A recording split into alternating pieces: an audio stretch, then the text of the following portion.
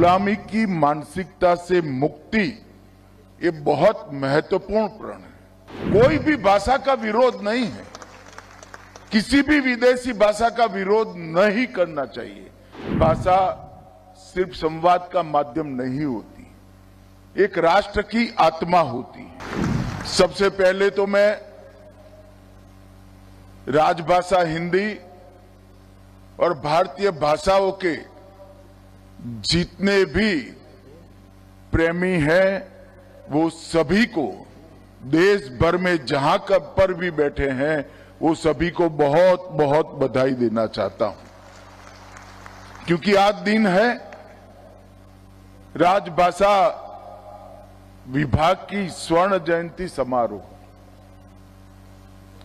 50 साल पहले 1975 से लेकर 2025 तक की ये यात्रा,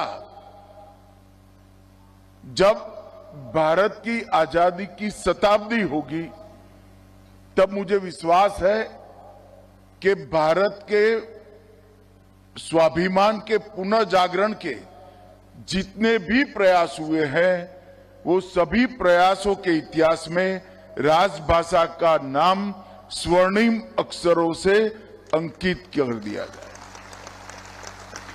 एक समय था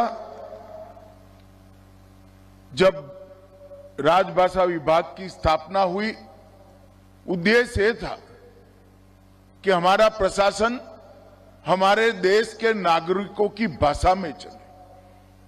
देश का एक आम किसान, एक मजदूर, एक छोटा सा बच्चा और बड़े से बड़ा व्यक्ति समझ पाए, ऐसी भाषाओं में हमारा प्रशासन चलना चाहिए। और ये लोकतंत्र के मूल उद्देश्यों में शामिल है कि देश का प्रशासन देश के लोगों की भाषा में होना चाहिए।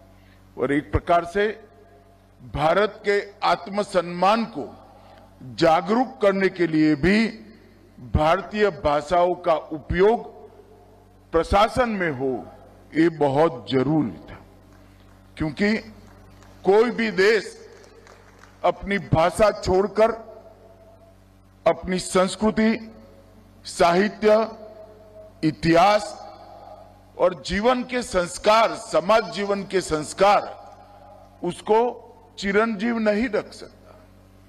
कोई भी देश ने अपनी चिति पर चलना है, अपने संस्कृति के आधार पर आगे बढ़ना है, आत्मसम्मान के साथ बढ़ना है, तो वो देश का प्रशासन अपनी भाषाओं में हो, वो बहुत जरूरी है। इस महान उद्देश्य के साथ राजभाषा की शुरुआत हुई और 50 वर्ष की ये यात्रा आज ऐसे मकाम पर आकर खड़ी है कि यहां हमने इसको आगे ले जाने का हमारा प्रयास और आगे ले जाने का हमारा पूरा रास्ता तय करने की जरूरत है।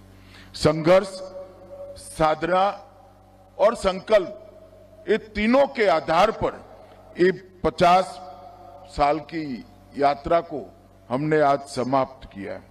और ये पंच प्रण की बात प्रधानमंत्री जी ने जब आजादी के 75 साल हुए तब कही, उसमें गुलामी की मानसिकता से मुक्ति ये बहुत महत्वपूर्ण प्रण है।